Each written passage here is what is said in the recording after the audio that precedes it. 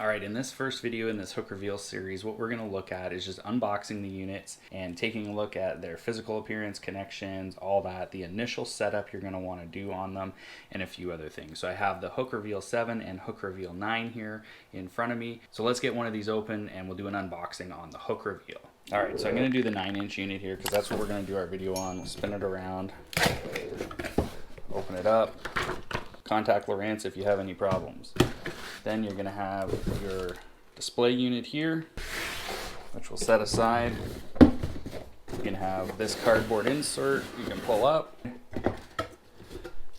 got your gimbal bracket, so standard style gimbal bracket, U-shaped gimbal bracket comes with this. Fuse for the power cord. Gimbal knobs to hold the unit to the bracket. Got your Hook Reveal power cable here. 2-pin, very simple. This particular one is coming with the dual frequency 5200 transducer, and it's also HDI as well. So we've got that guy with our 8-pin Hook Reveal connector. We've got our mounting bracket. It's a 2-piece mounting bracket for the transducer. We got our flush mount kit. Yep, that's a flush mount kit, the 4 screws, I'll explain that. And then we got our flush mount cover plates. They give you a couple Lowrance stickers in the box too, white and looks like blue. So whatever color background you're putting that on. Warranty information and quick start guide in a few different languages there. So the most important thing that everyone wants to see is the display unit. So it comes packed with these 2 packing pieces here in a bag. And that is the Hook Reveal 9 SS. Now the back of the unit here, got our 2-pin power plug or 8-pin transducer port. And whether you have the 5, the 7, or the 9, that's all the same. Now I talked about flush mount kit a little bit.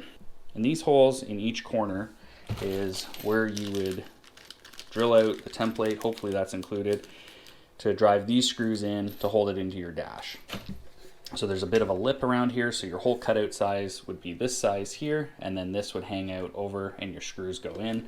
Then you take these cover pieces, put them over top, and you're all set, covered up, so you get a nice clean look. Now we have our card slot over here, just below the keypad, where we can have 1 memory card in there.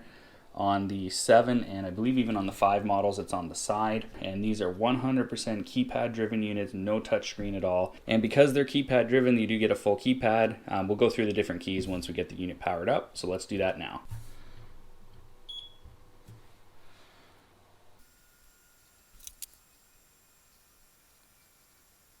So just something to note there that the initial startup took about 1 minute and 10 seconds.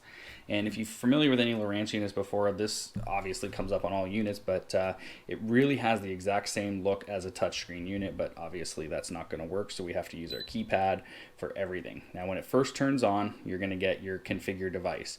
I don't have a transducer plugged in, so that's the reason why we're getting that message. When we first turn it on, we're going to get this configuration that we can go through. So I'll go through it with you. You don't have to do this, but it's not a bad idea. It's going to ask you what format you want the units of measure to be in. So we'll do miles an hour, and that's it. Wow, that was pretty easy. Then I'm going to ask you to register your device. This will then give you software notifications, and because they have your device information on file, if you call in, they'll be able to help you out a little bit better, and then they'll use it to market to you as well. So you can register now or remind me later. So we'll remind me later. The first thing I'm going to do is just turn the backlight down a little bit, just so you guys can see a little bit easier here. And that's done by just holding or pressing the power button. What we'll do now is just go through the keys and what their functions are. So hit pages, and that brings us to our home screen where we can see the different sonar options we have and chart options. The next key is this arrow key where we can move around those up into the menu and move around. If we want to go and select something, we can hit this key here, which is our enter key. That brings us into the main menu. And while we're here, just to show you kind of how this system works, you've got all these options on the left. You can move over to the right and then come down and then select what you'd like. I'm going to go to about, and we're going to check the software version. So we're version 19.31, and then there's an application version there as well. If it's not the most current version, just go to Lowrance's website and download that. There's videos out there to show you how to do that on Lowrance's website if you have any trouble, but you always want to make sure you have the most current version. So in this case, for the sake of this video, it's 19.131. And now when we're in a menu, we can just exit back out with this key. If we want to save a waypoint, we long press this key. Unfortunately, I don't have a GPS position, so I can't demo that right now. Or if we want to bring up our cursor, we can bring up this key, or we can also do that by moving the arrow keys on the map. Now, if we hit exit and we want to return to that cursor position, we can use this key, hit it again, and we return to our boat position. Power is our next key we'll look at here. And this is actually another menu where a lot of information is now hidden. We have standby mode. Turn that on. That basically just puts the unit into the standby state. The Hook Reveal logo is on the screen right now. It's barely visible, and you'll notice it flash from time to time. Now, the purpose of this feature is if you just want to save battery life for whatever reason, you don't need your unit on. Settings, we can get into our settings menu, which I showed you there already. Powering the unit off. Adjusting the brightness can be done in here as well on the slider scale, or you can use the power key like I showed you. We have night mode in here, which will just change the color palette. The units are extremely bright, so sometimes the night mode is helpful at night. Data overlay, which we'll talk about in a little bit, are the data information icons here. We can toggle those on or off. We can edit them, which we'll get into in a minute. We can record our sonar, which will allow us to make our own mapping, and then we can stop the sonar as well. So we can stop this unit from transmitting if we have 2 units on our boat. This one's maybe interfering. We can do that and turn that feature on or off depending on which unit we're using. And then we can register the device in here as well. So while we're here, part of the initial setup is the overlay. So I'm going to go into that. Brings you up to this editing menu.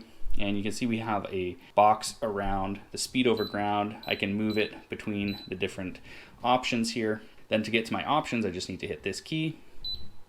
And then I can go in, let's say I want to move where speed over ground is. Let's say we want to put it at the bottom, right here, let's say. We can do that. We hit enter, that now finishes the move. We can also go in and configure how that looks. You can change it to analog, which probably never do, but digital. You can change the size of it if you need it to get really big, and obviously we would have to move the location of it if we're going to have it that big. You can put a bezel around it so it almost changes from a black number to a white number with a black background. And then you can turn the caption off. I personally like to do this because that will then give me a larger number without as much clutter on my screen. And then you can invert the text if you want it to be white. So that feature is available for all those different ones. If we wanted to add something, we can do that. It'll bring up this menu here. We just scroll through what we want. Let's say we want to add the time. We can then check that off with the enter key. Now we have time on the screen. And again, we can go through the same thing if we wanted to change that, move it, change it, configure it, or delete it. When you're done, you're going to want to hit the X key, and it's going to prompt you, do you want to save? You hit the enter key if you do, and now that's saved. Now for the sake of the rest of this video, I'm going to go in to the menu here and just turn the key beeps off. I should have done that already, I apologize. So these are our pages that we have. We have full screen chart, full screen sonar, full screen down scan, and we have a split screen chart and sonar. So basically these two combined. But let's say we wanted to have the chart and the down scan combined. What we would do is go to add page, we'd hit enter, then we would add what we want. So we can hit enter because we're already on chart, then we can select down scan, and then we can change the layout if we want as well between the vertical and the horizontal. When you're using sonar, you always want to have that in vertical, so we'll just leave that as is. Then we can go down to save, and now we've just created that custom page where we have our charting and we have our sonar. And in this case, we have downscan, which is featuring Fish Reveal, a Lowrance exclusive feature that we'll talk about more in the sonar video. So as we watch the Fish Reveal go by, I just want to talk a little bit about what Hook Reveal is and who would be buying it. The Hook Reveal is the entry-level unit in the Lowrance line.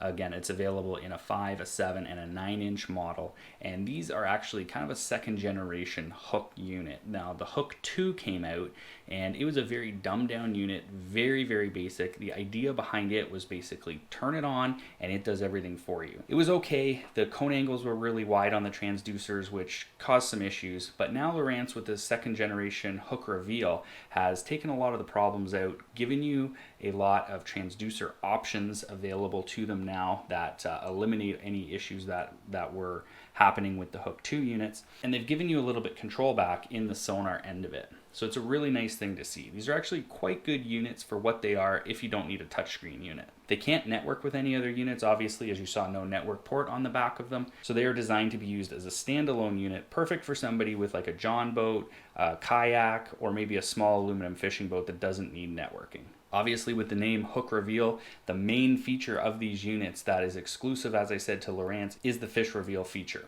And this is what we're looking at here. And like I say, we will go into that more, but that is a really nice feature, especially on smaller screens because it doesn't take up as much screen real estate. Having to have sonar and downscan as a 2-panel split, we've combined that into one now. Thanks for checking out this video on the Hook Reveal unboxing and initial setup. Hopefully it helped you if you purchase one of these units. And take a look at the next video in the recommended playlist on YouTube here, where you can select the sonar video, which is part 2 in this Hook Reveal series.